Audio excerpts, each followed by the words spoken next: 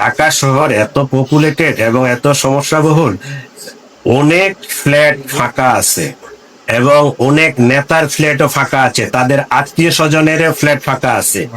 আমাদের কাছে এইরকমও ইনফরমেশন আসতেছে যে এই সমস্ত বাসা বাড়িতেও তারা তাদেরকে আর পয়সা দেওয়া লাগে না, ফ্রি অফ কস্টে থাকতেছে। তা আমার প্রশ্ন হচ্ছে যে একটা বিল্ডিং এ 10টা 20টা 25টা ফ্ল্যাট আছে, 2টা ফ্ল্যাটে এইরকম লোক আছে, 22টা ফ্ল্যাটে তো সাধারণ পাবলিক আছে।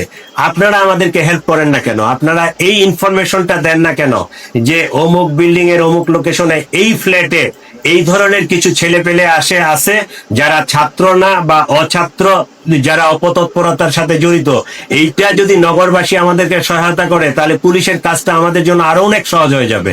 এইটা আপনাদের মাধ্যমে আমি পুরা ডিএমপি যারা এই যে বিভিন্ন ফ্ল্যাটে বাড়িতে আমরা রেসিডেন্সিয়াল এরিয়াগুলোতে বসবাস করি তাদেরকে আমি রিকোয়েস্ট করব আপনারা এই তথ্যগুলো আমাদেরকে পুলিশকে দিবেন।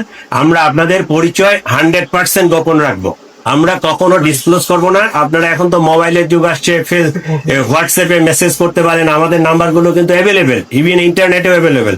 আমাদেরকে হোয়াটসঅ্যাপে মেসেজ করবেন বা হোয়াটসঅ্যাপ কলে জানাবেন, আমাদেরকে এই তথ্যগুলো দিবেন, তাহলে আমরা ইফেক্টিভলি এটা আরো কাট ডাউন করতে পারবো। চেষ্টা অব্যাহত আছে, আমরা কিছু পাচ্ছি না, আমাদের চেষ্টা অব্যাহত আছে। ওই লুট হওয়া এবং অবৈধ অস্ত্র উদ্ধারে তৎপরতা আমরা এটা কার্যক্রম চালাচ্ছি, এটা কোনোটাই বন্ধ নাই। এইটা আমাদের একটা আলাদা সফটওয়্যারে আছে, সিআইএমএস, সিটিজেন ইনফরমেশন ম্যানেজমেন্ট সিস্টেম। এইটা কিন্তু আমাদের চলতেছে। গত মাসেও সম্ভবত আমরা 50,000 ভাড়াটিয়ার তথ্য আপডেট করছি। এইটা কন্টিনিউয়াস চলতেছে, এটা চলতেছে। ওই যারা অ্যারেস্ট হয়েছে তাদেরকে তো আমরা ইন্টারোগেট করছি, তাদের কথাই এই জিনিসগুলো উঠে আসছে এবং তারা অনেকেই স্বীকার করছে যে এরা কিন্তু পয়সার বিনিময়ে আসছে, ওদেরকে পে করা হয়। ঠিক আছে, ওই লাইনে আমাদের কাজ চলতেছে এবং কাজ করতেছি আমরা, সেটা সমস্যা নেই এটা। আর ওই যে যেটা ককটেলের কথা বললেন, ককটেল হয়েছে কি, এটা এখন পর্যন্ত যে কোনো হার্মফুল কিছু হয়নি, কিন্তু মনে একটা প্যানিক বা একটা মেসেজ দেওয়ার জন্য করছে।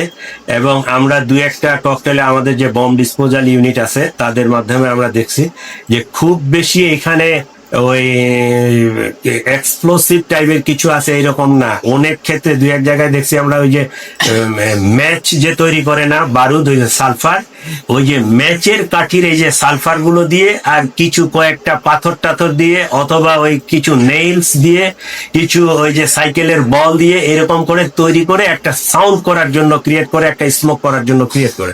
এখন পর্যন্ত কোথাও মানে হার্মফুল কোনো ব্যক্তির উপরে বা কোনো প্রতিষ্ঠানের উপরে বা কারো উপর এইরকম কিন্তু এখন পর্যন্ত আমরা দেখি।